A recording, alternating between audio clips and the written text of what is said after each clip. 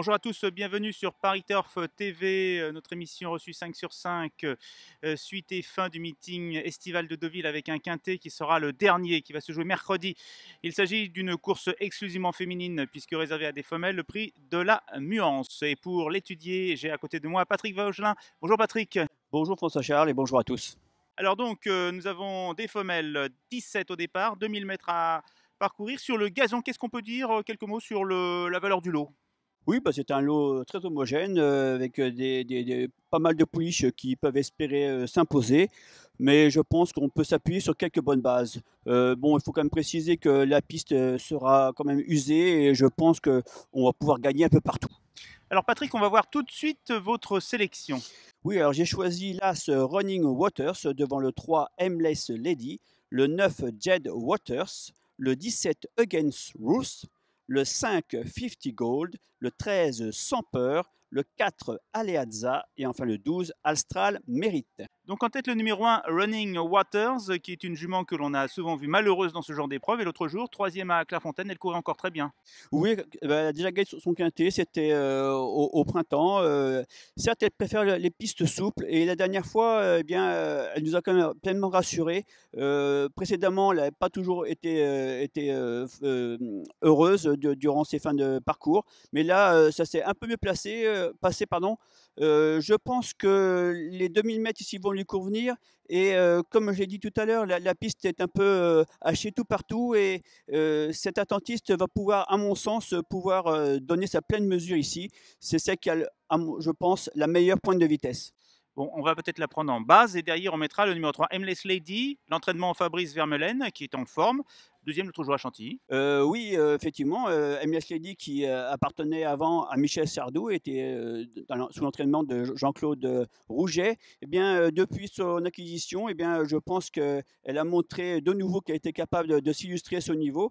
Et sa deuxième place, la dernière fois à Chantilly, était vraiment très convaincante, puisqu'en plus, elle affrontait les mâles. Cette fois, elle n'aura que des femelles. Et je pense que le brin de fraîcheur qu'elle aura par rapport à certaines peut être déterminant. Alors, ce sera évidemment une question de parcours, mais je pense qu'elle a tout pouvoir ici lutter pour la victoire. Patrick, j'avais effectivement oublié qu'elle portait la casaque de Michel Sardou et pourtant on l'avait interviewé, Michel Sardou, juste avant qu'elle ne participe à une course de groupe 2 à Saint-Cloud et il n'en dormait pas la nuit. Elle est C'est passée vrai. ensuite par les réclamés, la voilà donc dans un handicap avec une bonne chance. Oui. Vous allez encore parler de Jean-Claude Rouget puisque le numéro 9, Jetwater, est entraîné par Simone Brogui qui est l'ancien assistant de Jean-Claude Rouget et on va tout de suite l'écouter parlant de sa pensionnaire. Simone Broggi, vous allez présenter Jetwater dans le quintet de mercredi. Simone, sa semi-rentrée était excellente à Clairefontaine. On ne peut pas dire autrement. Non, non, elle m'a bien plu. Elle avait peut-être besoin de cette course-là pour être au top. Elle n'a pas une course facile non plus parce qu'on a venu un petit peu de bonheur sur les chevaux de tête. Donc elle craque un petit peu pour finir, mais elle est bonne cinquième. Donc c'est de bons auspices pour la prochaine fois. Simone, c'est une concurrente qui doit vous faire plaisir parce qu'elle a été pénalisée en début de saison et elle est toujours là. Oui, c'est une pouliche dure, elle se donne toujours en course, elle fait toujours de bonnes valeurs, quoi qu'il arrive. Bon terrain, piste souple, ça ne change pas grand-chose pour elle, donc c'est plutôt une bonne pouliche à avoir à l'écurie. Comment elle est restée point de vue forme pour mercredi? Je pense qu'elle est montée sur sa course, donc voilà, tous les feux sont ouverts pour cette course-là. J'ai préféré cet engagement-là au 2004 de Clairefontaine, parce que je voudrais la monter un peu différemment au milieu du paquet pour finir. Donc je préfère l'hippodrome de Deauville à celui de Clairefontaine pour faire ça. Si elle repousse ses limites mercredi, Simone, elle peut s'imposer? Je pense qu'elle peut avoir une bonne chance de disputer l'arrivée pour la gagner. Jetwater, le numéro 9, une jument régulière, confie à un jockey en pleine forme, Hugo Journiac. Oui, tout à fait. Cette pouliche reste sur de bonnes performances, donc vous l'avez dit. Et surtout, la dernière fois, il s'agissait d'une petite rentrée après quelques semaines d'absence. Elle a été contrainte et forcée de venir un peu tôt dans la ligne droite, mais c'est vraiment bien défendu jusqu'au bout. Je pense que là, avec cette course dans les jambes supplémentaires, eh bien, elle va pouvoir fournir sa meilleure valeur et pourquoi pas lutter pour la victoire. Encore un entraînement en forme avec le numéro 17, Against Rules, qui est entraîné par Stéphane Vattel. Oui, Egan Schools, eh bien, depuis qu'elle a été munie d'œillères, eh bien, ce n'est plus la même. Elle a vraiment franchi un palier et après un succès au printemps, eh bien, elle a montré qu'elle était capable aussi de bien tenir sa partie dans des quintets. Et elle l'a prouvé la dernière fois à Deauville. Donc, sur sa lancée, je pense qu'elle est tout à fait en mesure de disputer les premières places.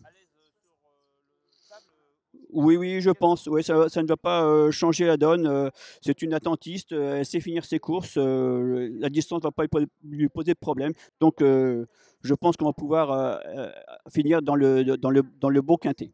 Le numéro 5, 50 Gold, est entraîné par Jojo Deleuze. On l'adore, Jojo Deleuze. L'autre jour, on espérait mieux quand même. L'autre jour, dans le prix Robert Pett. Oui, mais ça s'est pas très bien placé. Elle n'a pas eu les coups des franges de la ligne droite. Bon, c'est une jument qui est quand même bien connue à ce niveau de compétition. Elle a gagné son quintet au printemps. Je pense qu'il ne faut pas lui en tenir rigueur.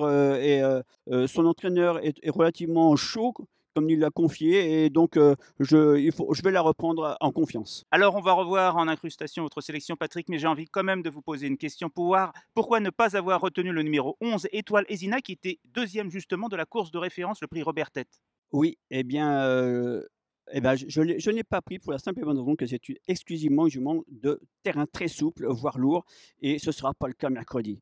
Bon, je prends, c'est un risque, mais c'est le motif de sa non-sélection. Donc voilà, peut-être que j'ai pris un risque trop important, mais voilà, il faut prendre des risques de temps en temps.